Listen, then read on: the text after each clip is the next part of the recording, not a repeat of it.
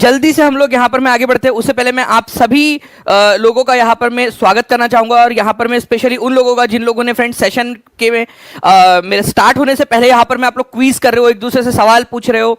और जैसे मैं देख रहा था अलग अलग जो सवाल जो हम लोगों ने किए हैं, जो हम लोगों ने सीखे हैं, उसकी आप लोग रिवीजन कर रहे हो। कुछ बच्चे सवाल पूछ रहे हैं, कुछ बच्चे जवाब दे रहे हैं। जो सवाल पूछ रहा है उसकी भी रिवीजन हो रही है, उसको पता चल रहा है कि किस तरीके से सवाल पूछे जा सकते हैं, और जो जवाब दे रहा है उसकी भी रिवीजन हो रही है। तो एक हेल्दी कम्युनिटी बिल्ड अप होती जा रही है और ये कंटिन्यूअसली बढ़ता जा रहा है। तो ये टीचिंग परीक्षा परिवार का जो एक यहाँ पर में सिलेक्शन रेशियो है ना, उसको बढ़ा रहा है।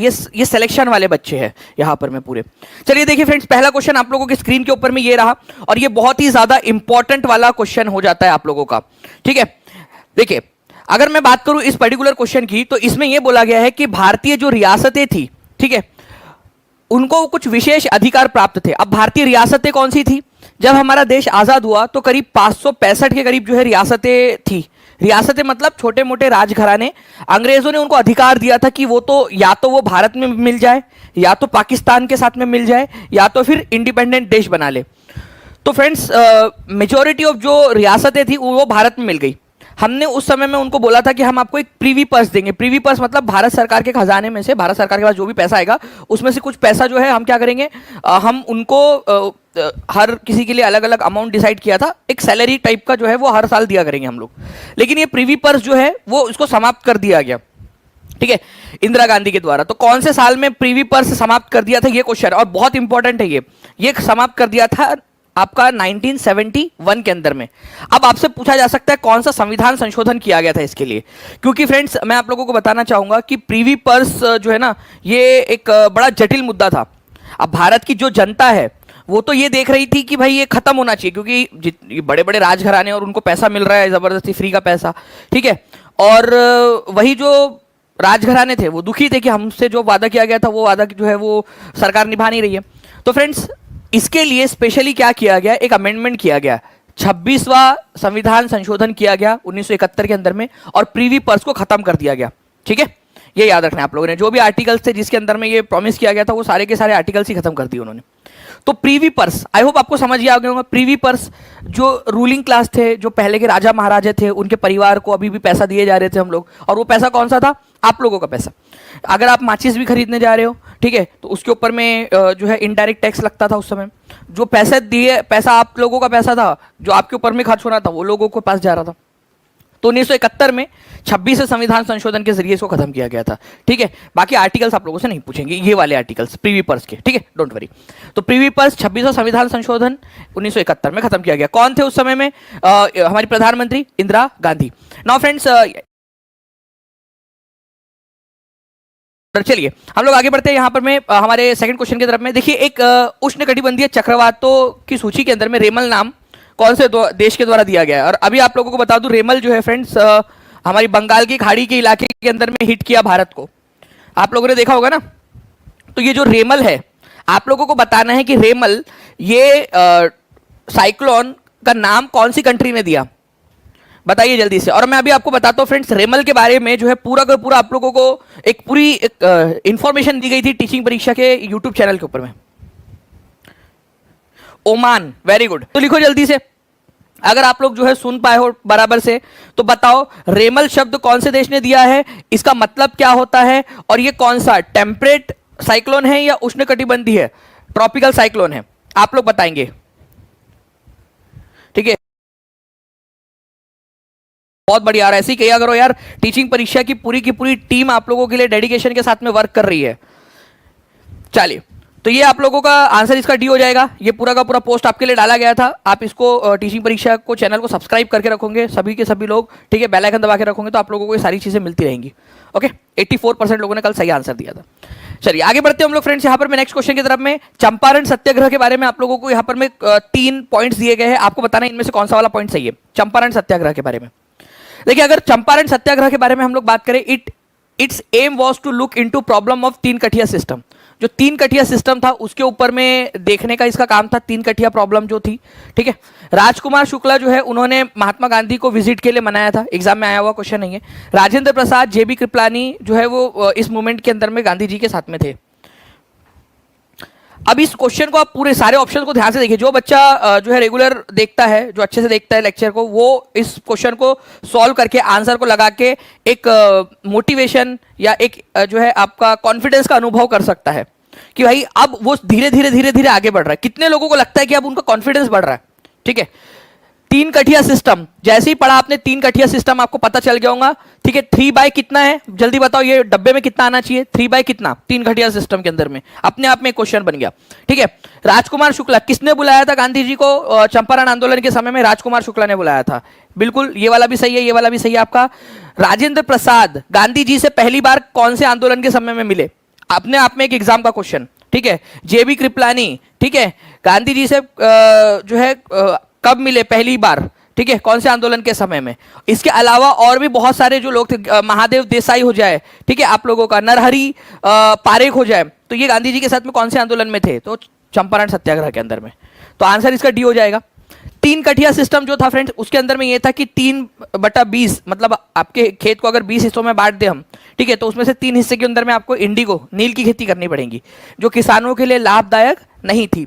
तो राजकुमार शुक्ला गांधी जी से कौन से वाले सेशन में मिले थे? लखनऊ सेशन में, एक साल पहले। देखो 1917 में गांधी जी वहां गए, तो उससे एक साल पहले 1916 में सेशन कहां पर में हुआ था? 1916 में सेशन हुआ था आपका लखनऊ के अंदर में।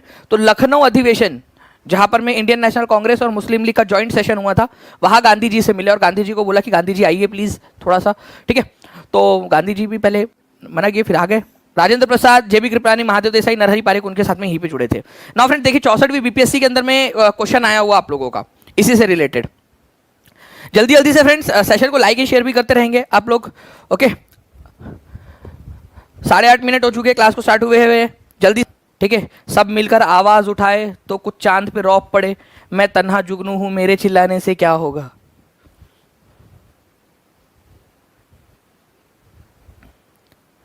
जल्दी से चलिए सभी लोग।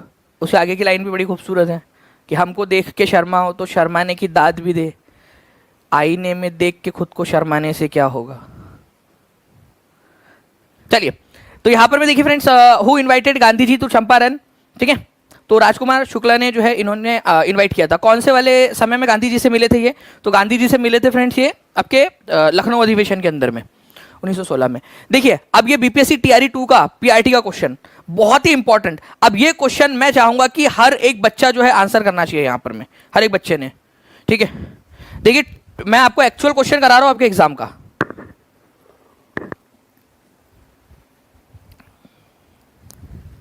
Who among the following particularly urged Gandhi to visit Champaran to witness the misery of riots? अब ये रियोत मतलब क्या होता है जल्दी से लिख दो। यहां पर मैं पूरा का पूरा खेल कॉन्फिडेंस का है।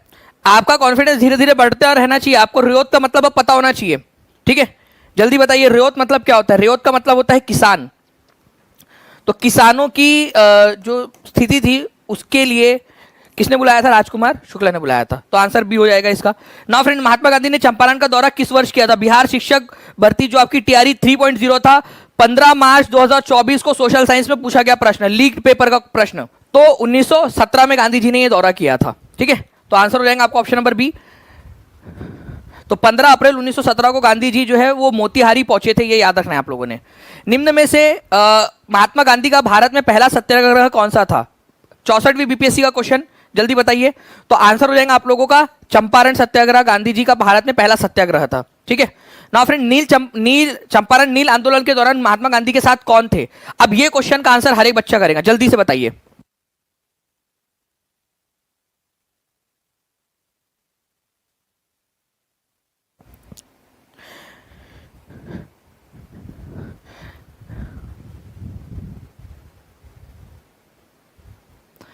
एग्जाम में पूछा गया प्रश्न है आपका, जो बच्चा ध्यान से लेक्चर देख रहा है वो इसका आंसर आराम से कर देगा।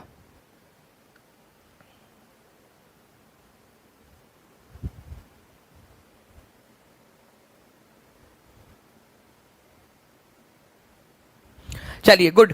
तो इसके अंदर में नरहरि पारेख थे, ठीक है, महादेव देसाई भी थे। तो answer more than one of दी अब हो जाएगा आप लोगों का। कितने लोगों ने डी आंसर लगाया है यहाँ पर में? 68% लोग जो है फ्रेंड्स यहाँ पर में आंसर लगाया। ये 68% लोगों के अंदर में कौन कौन है? हाथ ऊपर करके जल्दी बता दो।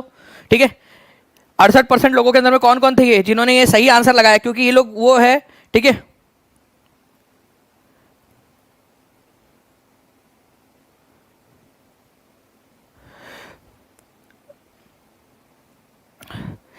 निसार रोयल, आपने जो है ना, आपने जो है वो पढ़ाई ही नहीं की है, इसका मतलब ये, ठीक है। क्योंकि जो अगर किसी ने भी देखा हुआ है तो उसको पता होगा कि बीपीएससी से जो क्वेश्चंस आए हुए हैं, जो बीपीएससी के एग्जाम्स के अंदर में, बीपीएससी के डिफरेंट शिफ्ट के अंदर में आए हुए हैं, वही क्वेश्चन आप लोगों की टीआरई के अंदर में भी आप लोगों से पूछे जाते हैं, ठीक है। तो ये फर्क है कि सफल होने वाले बच्चों और असफल होने वाले बच्चे साफ दिख जाते हैं कि भाई वो पढ़ते रहते फिर भी क्यों सफल नहीं हो पा रहे वो लोग, ठीक है। वो कारण वो है उनका। और मैंने कई बार आप लोगों को दिखाया कि डायरेक्टली जो क्वेश्चन पढ़ाया उसी में से क्वेश्चन आप लोगों को क्या है। देखिए, तो भारतीय राष्ट्रीय कांग्रेस के किस अधिवेशन में चंपारण समस्या चर्चा का विषय बना? अब ये क्वेश्चन का आंसर आप करके बताओ मुझे। भारतीय राष्ट्रीय कांग्रेस के किस अधिवेशन में चंपारण समस्या जो है बना, विषय बना?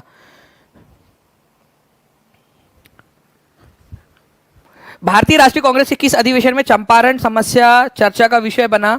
और आंसर्स आप लोगों को यहां से लगाने हैं पूरे। देखते कितने लोग इसका आंसर लगा पाते हैं प्रॉपरली।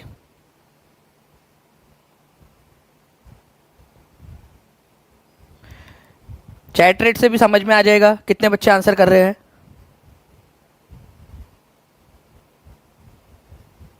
जी, तो आंसर इसका होगा नन ऑफ दी अबव। जितने भी बच्चे यहां पर मैं लगा रहे हैं ए बी सी और ये चीजें, उन सब का गलत है। क्योंकि अभी आपको बताया कि चंपारण जो सत्याग्रह था वो लखनऊ अधिवेशन के अंदर में आप लोगों का हुआ था, लखनऊ अधिवेशन में, ठीक है। 1916 के अंदर में डिस्कस किया गया था, लखनऊ अधिवेशन 1916 में। तो लखनऊ अधिवेशन 1916 तो दिया ही नहीं है यहाँ पर मैं आप लोगों का, तो आंसर हो जाएगा आपका ऑप्शन नंबर ई। तो जो बच्चा पढ़ के जाएगा वही क्वेश्चन का आंसर कर पाएगा सही से, ठीक है। तो गांधी जी ने, ठीक है, 1916 में लखनऊ में कांग्रेस के 31वें अधिवेशन में चंपारण के किसानों के प्रतिनिधि राजकुमार शुक्ला से बात की थी। और उसी के अंदर में जो है फ्रेंड्स कुछ लोग थे जिन्होंने ये मुद्दा भी उठाया था वहां पर में, ठीक है। विटामिन B12 का रासायनिक नाम क्या है? ठीक है, जल्दी बताइए आप लोग।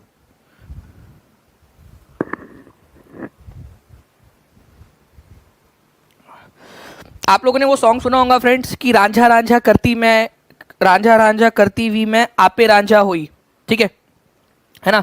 तो बस विटामिन B12 जो है एक ऐसा विटामिन है आपका जो कोबाल्ट के बिना जिंदा नहीं रह सकता, ठीक है। वो एक कोई था ना यहाँ पर में, एक मूवी का बहुत पुराना डायलॉग था कि क्या राज था या क्या था उसका नाम, कि राज तुम्हारे बिना जी नहीं सकती मर जाऊंगी, वो वाला, ठीक है। तो कोबाल्ट के बिना जो है ना B12 काम नहीं करता, उसको अपना काम करने के लिए कोबाल्ट की ज़रूरत है। और देखिए उसने अपना, ठीक है, नाम भी कोबालामीन ही रख लिया B12 ने अपना नाम, उसके प्यार में कोबालामीन, ठीक है, कोबाल्ट के प्यार में कोबालामीन। कोबाल्ट के बिना जिंदा नहीं रह सकती, कोबाल्ट के बिना काम ही नहीं करता वो, ठीक है, कोबाल्ट के बिना काम ही नहीं करता। तो कोबालामीन उसका नाम ही पड़ गया कोबालामीन यहाँ पर में, ठीक है। तो ऐसे भी आप लोग इस पर्टिकुलर पॉइंट को याद रख सकते थे, कोबालामीन। अब चलिए थायमीन और नियासिन भी बता दीजिए मुझे यहाँ पर में कि किसका किसका नाम है यहाँ पर में। मैं आप लोगों को एक लिस्ट दे रहा हूँ पूरी की पूरी, ठीक है। थायमीन जो है फ्रेंड्स किसका नाम है? विटामिन B1 का नाम है, ये याद रखना है। थायमीन लिखो सभी लोग, विटामिन B1 का नाम है, B1 का थायमीन। उसके बाद में आप लोगों का नियासिन किसका नाम है ये भी बता देंगे आप सब लोग, मुझे जल्दी जल्दी से बता दीजिए।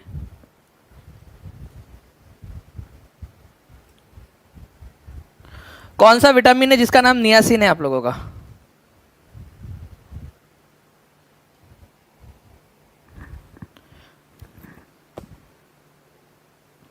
नियासिन किसका नाम है?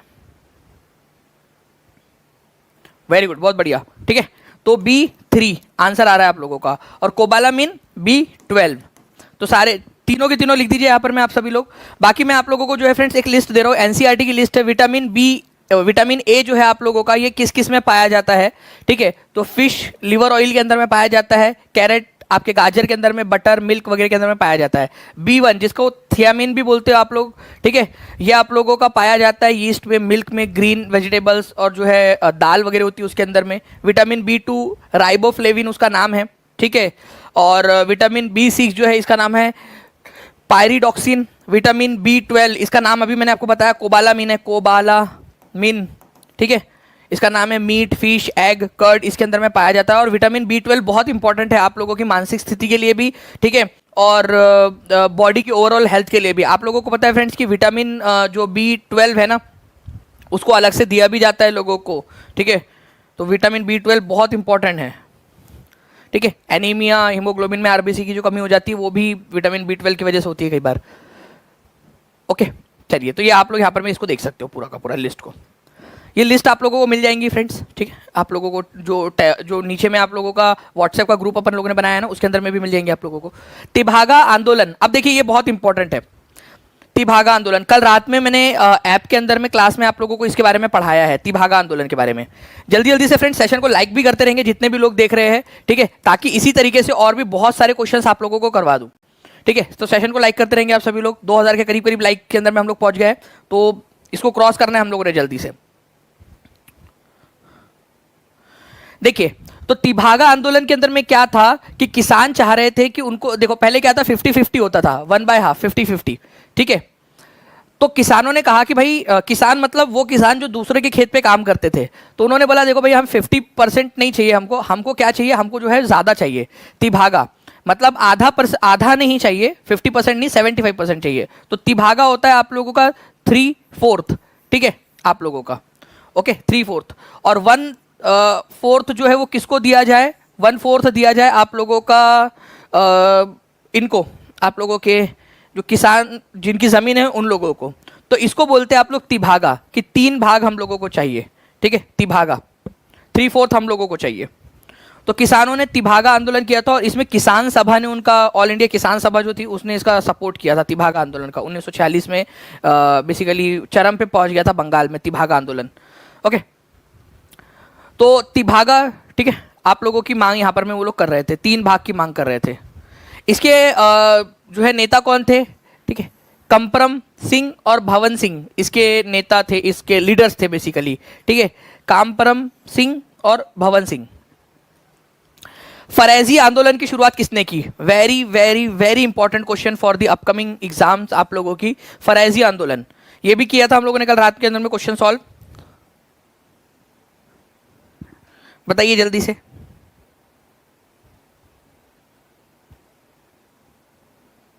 जी, साइंस के जो सर है कुलदीप सर आपके, उनकी जो है बेटे का आज जन्मदिन है, ठीक है, तो वो उसमें थोड़ा सा जो है उसमें फैमिली फंक्शन के अंदर में वो व्यस्त है। मोस्ट प्रोबेबली परसों से वो क्लास लेना स्टार्ट करेंगे फिर से।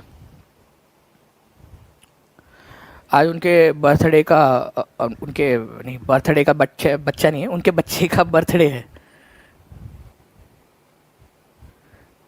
ठीक है।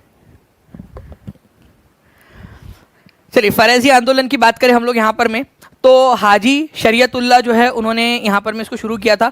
अच्छा, उनके बाद में इस आंदोलन को किसने आगे बढ़ाया, ठीक है, इस पर क्वेश्चन पूछा जा सकता है, ठीक है। तो दादू मियाँ, ठीक है, दादू मियाँ जो थे, इनका लड़का था, लड़के का नाम दादू रखा उन्होंने, लड़का कोई भी बोलेगा यार शरीयतुल्लाह जो है तुम्हारे बेटे का नाम क्या है, मेरे बेटे का नाम दादा है।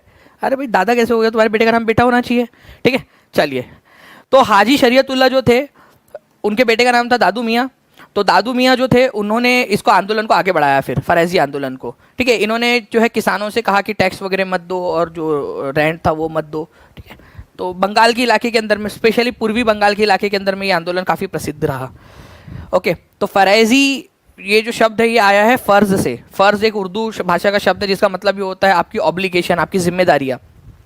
तो हाजी शरीयतुल्लाह ने 1819 के अंदर में आंदोलन शुरू किया था, ठीक है, बंगाल के इलाके में, स्पेशली बंगाल भी, वो भी ईस्टर्न बंगाल के इलाके में, ठीक है। दूदू मियाँ या दादू मियाँ जो उनके बेटे का नाम था। तो आपको बता दूं फ्रेंड्स, ये दोनों ही नाम आते, कल भी बताया था मैंने।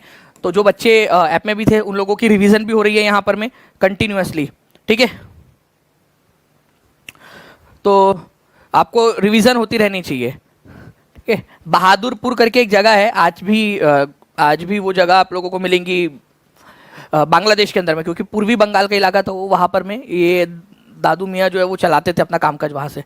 अब देखिए ये क्वेश्चन था आप लोगों का, ठीक है, बताइए फरेजी विद्रोह का नेता कौन था, पोल दे दिया जाए प्लीज़ जल्दी से एक बार। देखिए, अगर मैं बात करूँ फ्रेंड्स आप लोगों से, तो दादू मियाँ किसके लड़के थे, ठीक है, अपने पिताजी के लड़के थे वो, हाजी शरीयतुल्लाह के। आपको बताना चाहूँगा कि हाजी शरीयतुल्लाह के नाम पे एक डिस्ट्रिक्ट भी है बांग्लादेश के अंदर में, शरीयतुल्लाहपुर करके, ठीक है, शरीयतपुर। तो दादू मियाँ उनके लड़के थे। तो शरीयतुल्लाह दिया नहीं है तो दादू मियाँ ने लीड किया आगे, एक ऑप्शन दिया हुआ है आप लोगों को, है ना। अपने पिताजी की मृत्यु के बाद में दादू मियाँ ने उसको चलाया था आंदोलन को। नाउ फ्रेंड्स, यहाँ पर में देखिए आपका निम्नलिखित में से किस वायसराय के काल में भारतीयों को राय बहादुर और खान बहादुर की उपाधि दी जाने लगी? राय बहादुर, खान बहादुर, ठीक है, अदरक बहादुर, लहसन बहादुर, ये सब आप लोगों की उपाधियां दी जाने लगी किसके समय काल के अंदर में? और भारतीय लोग बड़े इससे खुश भी हो जाते थे।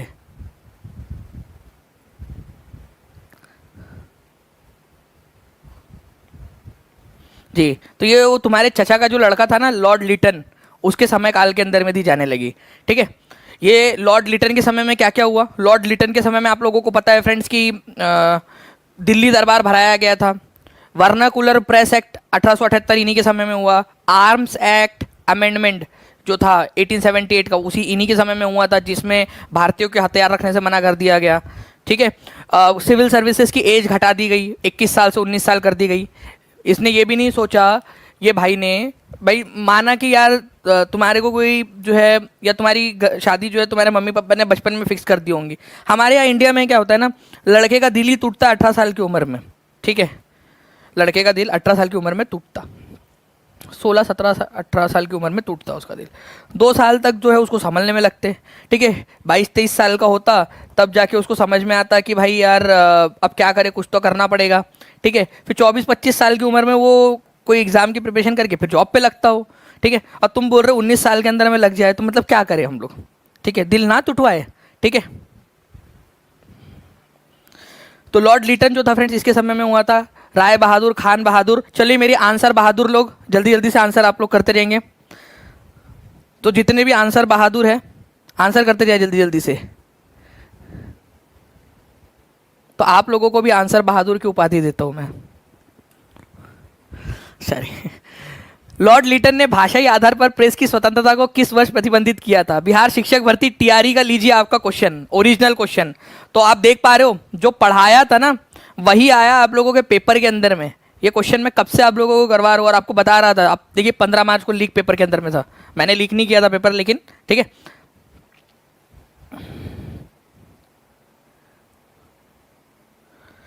चलिए जल्दी जल्दी से आंसर करिए आप सभी लोग।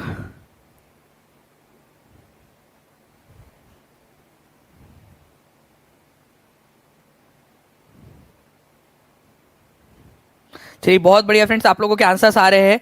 1878 के अंदर में, 1878 के अंदर में ये जो है आप लोगों का हुआ था। और किसने किया था? लॉर्ड लिटन ने। ठीक है, लॉर्ड लिटन के जितने भी काले कारनामे हैं आप लोगों को बता दिया मैंने। ठीक है, चलिए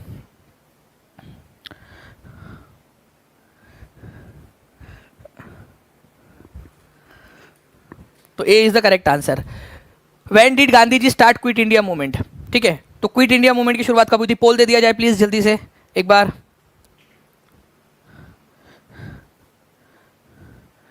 चलिए पोल के अंदर में भी आंसर कर देंगे, और लाइक एंड शेयर भी करते रहो यार सभी लोग जल्दी जल्दी से, तभी मजा आएगा आप लोगों को और भी बढ़िया तरीके से पढ़ाने में।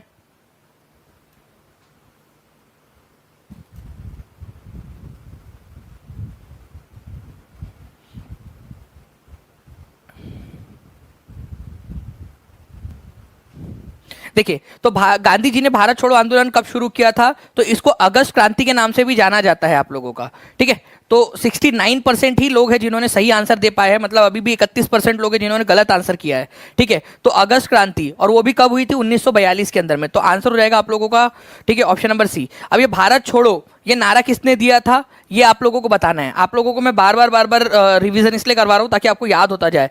तो भारत छोड़ो का नारा किसने दिया था ये आप लोग मेरे को कमेंट करके बताएंगे। भारत छोड़ो का नारा किसने दिया था? तो आंसर जो है फ्रेंड्स आप लोग कमेंट करके बताएंगे मुझे। भारत छोड़ो आंदोलन को अगस्त आंदोलन के नाम से भी जाना जाता है। 8 अगस्त 1942 को गांधी जी ने इसको स्टार्ट किया था बॉम्बे से। Heroine of quit India movement किसको कहते हैं? Heroine of quit India movement, तो heroine of quit India movement कहते हैं आपको अरुणा आसफ अली को। ठीक है, इन्होंने गोवालिया टैंक मैदान के अंदर में झंडा फहराया था। ठीक है, जब बाकी सारे नेताओं को अरेस्ट कर लिया गया था तब। गांधी जी है क्या कहीं पे अपने? गांधी जी किधर में? चलिए कोई बात नहीं, गांधी जी को इधर से उठा लेते अपन। गांधी जी को अरेस्ट कर लिया गया था क्विट इंडिया मूवमेंट के समय में। और कहाँ रखा गया था उनको अरेस्ट करने के बाद में? अरेस्ट करने के बाद में इनको रखा गया था फ्रेंड्स आपका, ठीक है, आगा खान पैलेस के अंदर में। आगा खान पैलेस, हाँ बढ़िया सुंदर सा पैलेस है वो, पूरा महल टाइप का पैलेस पुणे के अंदर में। ठीक है, वहाँ रखा गया था उनको। अभी मैं एक बार विजिट भी किया वो आगा खान पैलेस को, मैंने वहाँ देखा पूरा उनकी जो स्मृतियाँ थी पूरी गांधी जी की, कैसे कैसे वो रहे, उनकी ज़िंदगी के कुछ बहुत ही बढ़िया वाले लम्हे वहाँ पर में उन्होंने गुजारे आगा खान पैलेस के अंदर में। ठीक है, भारत छोड़ो प्रस्ताव पास किया गया था बम्बई में, कांग्रेस द्वारा भारत छोड़ो प्रस्ताव कब पास किया गया था? अब देखिए बॉम्बे के अंदर में पास किया गया था, तो ऑब्वियस सी बात है कि ये उसके कुछ दिन पहले ही पास किया गया होगा जब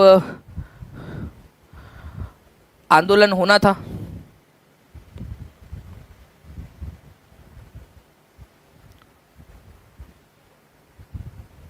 जी, तो 8 अगस्त को तो वो स्टार्ट हुआ था आप लोगों का।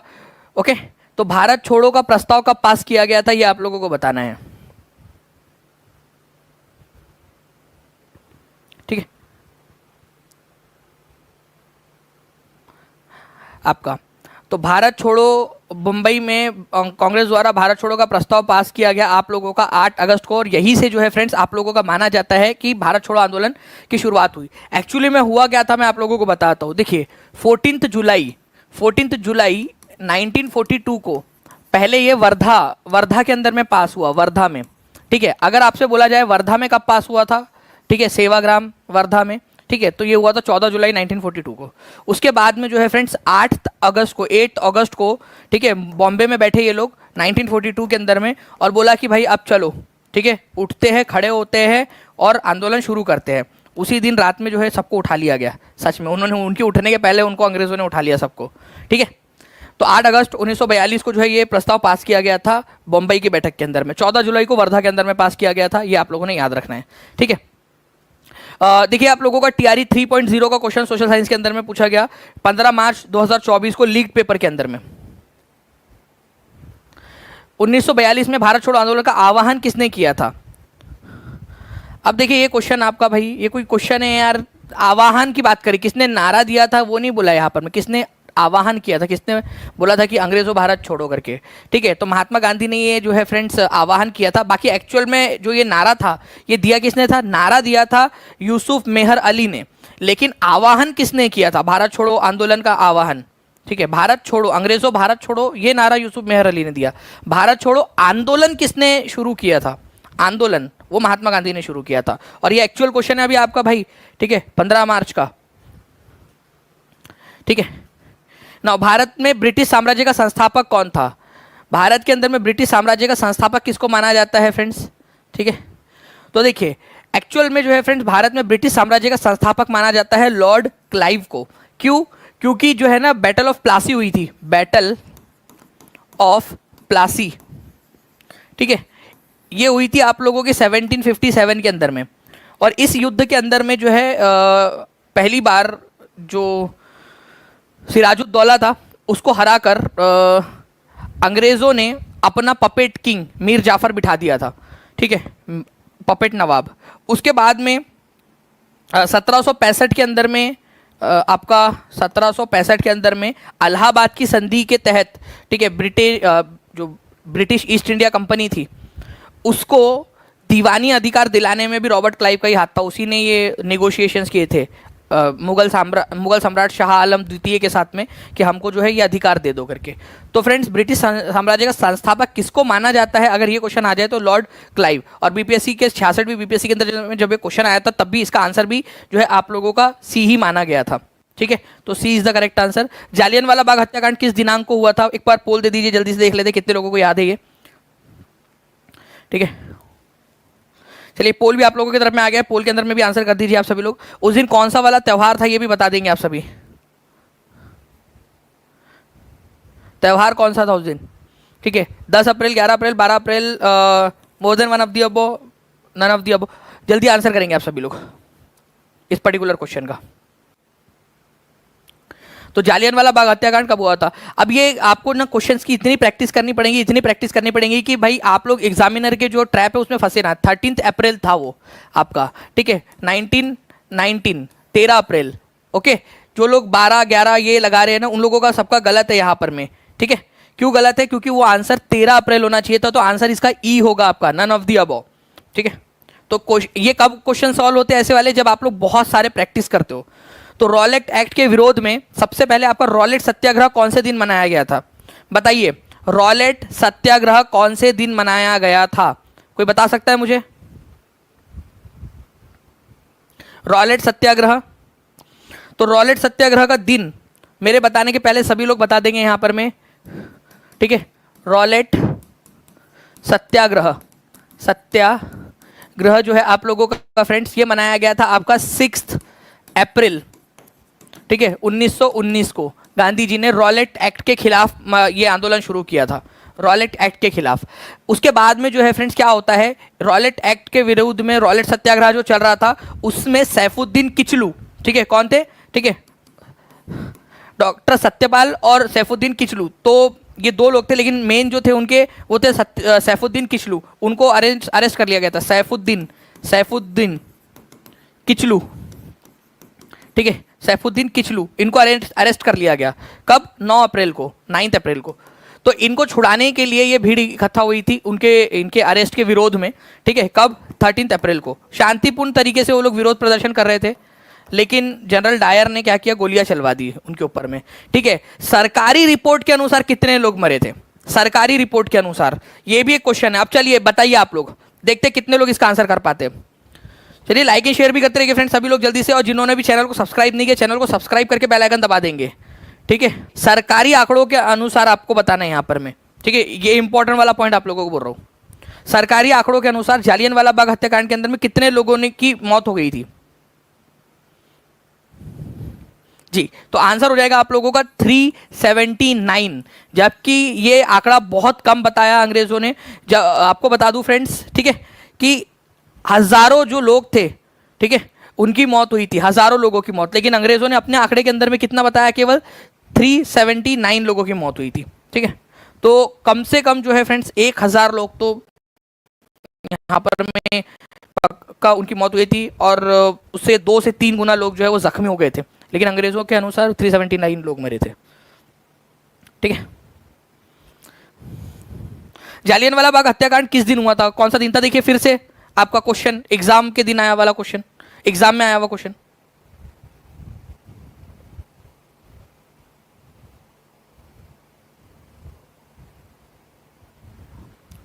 जालियनवाला बाग हत्याकांड कौन से दिन हुआ था, बैसाखी या वैसाखी जो है फ्रेंड्स उस दिन हुआ था, ये याद रखना आप सभी लोगों ने। और ये आप लोगों का 15 मार्च 2024 को जो लीक पेपर था उसके अंदर में आया हुआ क्वेश्चन है, ठीक है। जल्दी जल्दी से सेशन को लाइक भी करते रहेंगे आप सभी लोग।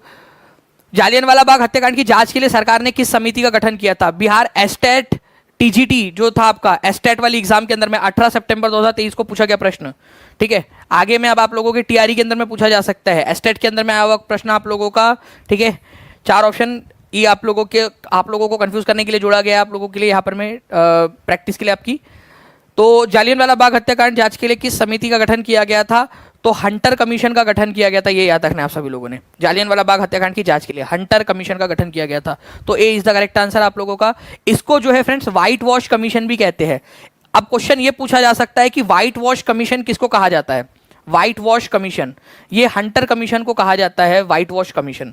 अभी थोड़े दिन पहले जब मैं आप लोगों को पेड क्लास में पूरा डिटेल में वाइसराय और गवर्नर जनरल पढ़ा रहा था, उस समय में भी मैंने इसको रिवाइज करवाया था आपको हंटर कमीशन के बारे में, ठीक है। व्हाइट वॉश कमीशन कहते हैं क्योंकि सबके दाग धो दिया था उसने, जनरल डायर के, माइकल वुडवेयर के, और जितने भी लोग थे उस समय में इन्वॉल्व, सबके दाग धो दिए, बोले किसी की गलती नहीं है उसके अंदर में, तो व्हाइट वॉश कमीशन, ओके।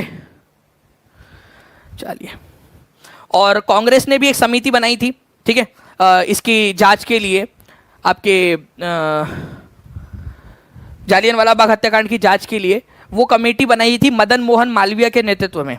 तो अगर आपसे बोला जाए कि सरकार ने किस समिति का गठन किया था, तो हंटर कमीशन का। लेकिन अगर आप लोगों से बोला जाए कि कांग्रेस ने किसके नेतृत्व में कमेटी बनाई थी जांच करने के लिए, कांग्रेस की कमेटी, वो थी मदन मोहन मालवीय के नेतृत्व में, मदन मोहन मालवीय के नेतृत्व में।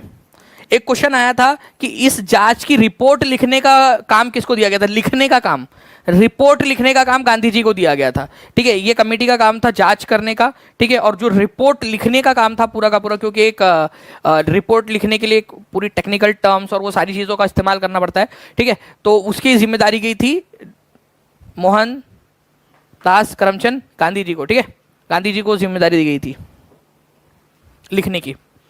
जालियनवाला बाग हत्याकांड की जांच के लिए गठित सीमा जांच समिति या हंटर समिति जिसको बोलते हो आप लोग, ठीक है, किस भारतीय को जगह मिली थी उसके अंदर में। अब ये क्वेश्चन देखिए आप लोगों का ये भी है, आपको बताना है कि कौन सा भारतीय था जिनको जगह मिली थी इसके अंदर में।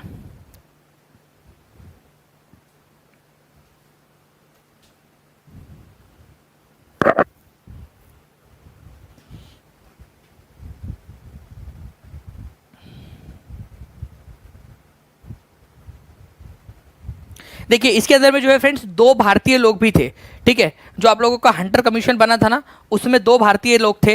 एक थे फ्रेंड्स यहाँ पर में चिमनलाल, ठीक है, हरीलाल सीतलवाड़, ठीक है। तो सर चिमनलाल हरीलाल सीतलवाड़ थे, ठीक है, एक व्यक्ति जो भारतीय थे, और एक थे पंडित जगत नारायण। तो पंडित जगत नारायण, ये दो ऐसे लोग थे फ्रेंड जो भारतीय थे और इस कमेटी का भी हिस्सा थे, ठीक है। इन्होंने अपना विरोध जताया, लेकिन इनके विरोध से कुछ नहीं होता ना, यहाँ पर में मेजोरिटी में तो ब्रिटिशर्स ही थे। तो मोर देन वन ऑफ दी, अब वो आंसर हो जाएगा आप लोगों का, D is the correct answer, ठीक है। तो चिमनलाल हरीलाल सीतलवाड़ और पंडित जगत नारायण दोनों को इस समिति का हिस्सा बनाया गया, लेकिन इस समिति के अंदर में अंग्रेजों की मेजोरिटी होने के कारण जो है फ्रेंड्स, ठीक है, इन लोगों की कुछ चली नहीं, जो क्योंकि डिसीजन तो मेजोरिटी से लेना होता है, ठीक है, कमेटी के अंदर में कोई भी। तो इस कमेटी के अंदर में डिसीजन मेजोरिटी से हुआ, और हमारे चिमनलाल और जगत नारायण जो थे उन्होंने कुछ कर नहीं पाए वो लोग उसके अंदर में ज़्यादा कुछ भारतीयों को न्याय दिलाने के लिए। तो अंग्रेज़ों ने केवल और केवल जो है क्या किया था, नाम मात्र के लिए रखा है, इनको रखा था। तो लिख दीजिए आप लोग कौन से दो लोग थे इसके अंदर में इंडियन मेंबर्स के रूप में जिनको शामिल किया गया था हंटर कमीशन के अंदर में, ठीक है।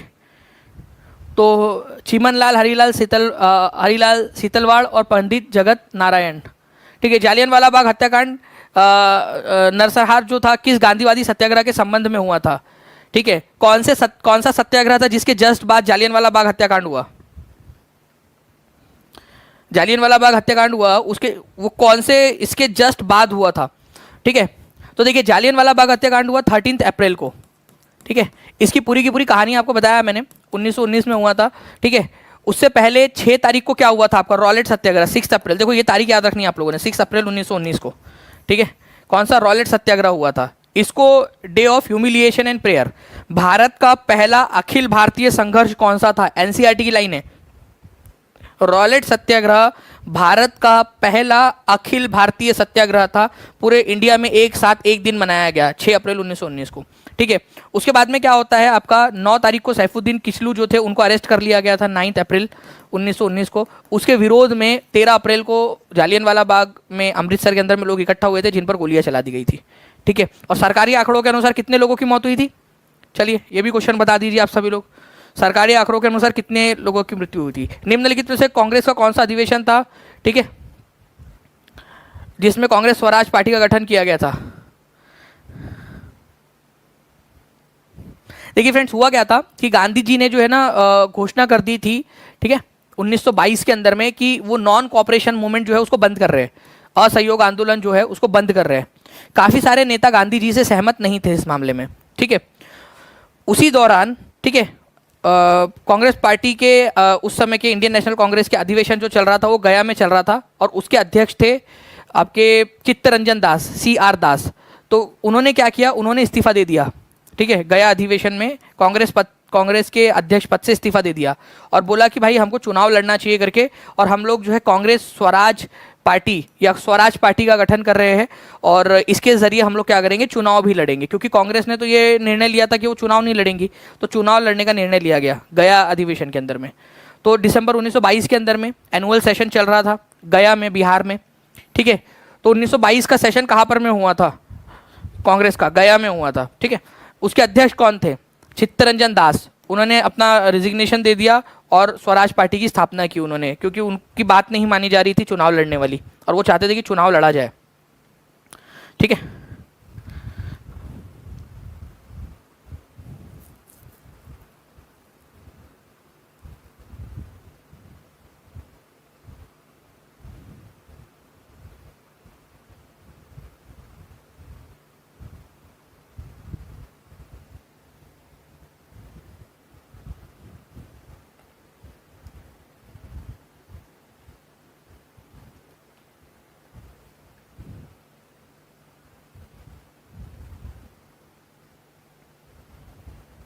चलिए, तो आप लोगों के आंसर जो है फ्रेंड्स आ रहे हैं। मैं आप लोगों को कुछ जो है यहाँ पर मैं और भी क्वेश्चंस करवाना चाहूँगा, और ये क्वेश्चंस आप लोगों के देखिए एग्जाम वाले, किस नदी को दक्षिण गंगा के नाम से जाना जाता है, ठीक है। मैं आपको एनसीईआरटी का प्रूफ दिखाना चाहता हूँ यहाँ पर मैं इसके लिए, क्योंकि मैक्सिमम जो लोग हैं, ठीक है, उन लोगों को इसमें डाउट रहता है, ठीक है। तो मैं डायरेक्टली हाथ कंगन को आरसी क्या, पढ़े लिखे को फारसी क्या टाइप का आप लोगों को एनसीईआरटी की वेबसाइट से प्रूफ दिखाता हूँ, ठीक है, डायरेक्ट टेंशन ही नहीं।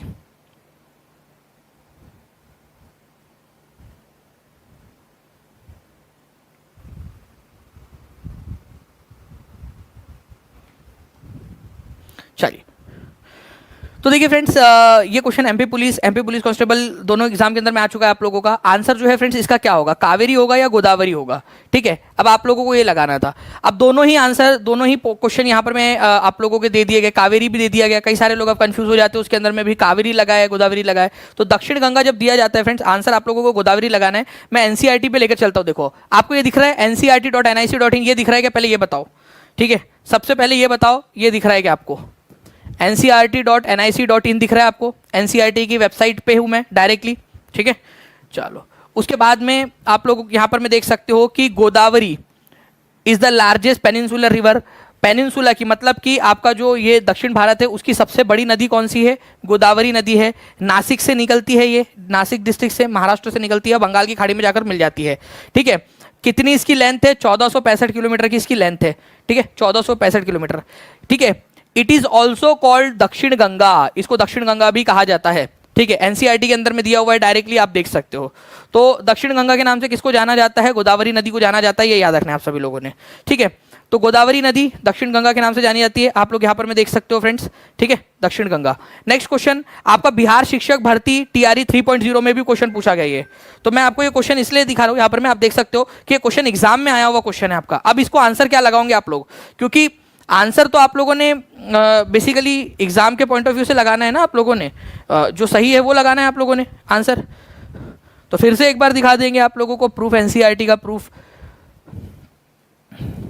क्योंकि ऑलरेडी ऐसा नहीं कि एग्जाम्स में नहीं आएंगे, पहले भी एग्जाम्स के अंदर में आ चुका है। एग्जाम के अंदर में क्वेश्चन का आंसर क्या लगाना है आप लोगों ने, ठीक है। तो दक्षिण गंगा के नाम से जाना जाता है, ये 15 मार्च को लीक्ड वाले पेपर में था। तो गोदावरी इज द आंसर आप लोगों का, बी इज द आंसर। और फिर से देखिए आप लोग, ठीक है, एनसीईआरटी की वेबसाइट एनसीईआरटी आप लोगों का डायरेक्टली, और दक्षिण गंगा, ठीक है, किसको कहा गया है, गोदावरी को कहा गया है आप लोगों का, गोदावरी की। चलो आप लोग यहाँ पर में मेरे को ये बता दो कि इसकी लेंथ कितनी है, आप लिख दो गोदावरी और उसकी लेंथ लिख दो आप लोग। चलो गोदावरी नदी की लेंथ लिख देंगे सभी लोग जल्दी जल्दी से, क्योंकि ये क्वेश्चन आप लोगों से पूछा जाने की संभावना है। जब ये क्वेश्चन आया है मतलब एग्जामिनर के पास में ये पेज होगा, वो इसका क्वेश्चन पूछा जाएगा आप लोगों से, ठीक है।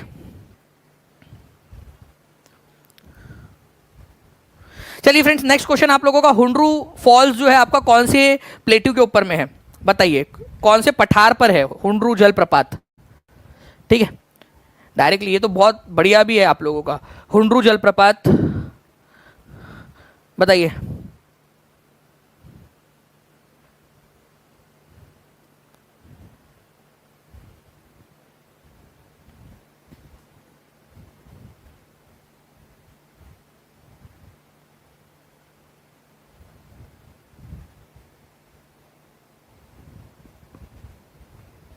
चलिए, तो देखिए फ्रेंड्स, हुंड्रू जलप्रपात जो है आप लोगों का, ये पहली बात तो आप लोगों को मिलेगा रांची में, ठीक है। रांची कहाँ पर में है, तो झारखंड में, ठीक है।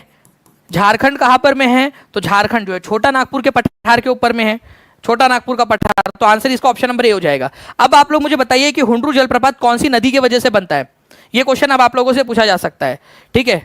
रांची को जो है फ्रेंड झरनों का शहर भी कहते हैं आप लोग, कौन सी नदी से बनता है ये हुंड्रू जलप्रपात आप लोगों का, ये क्वेश्चन आप लोगों से पूछा जा सकता है।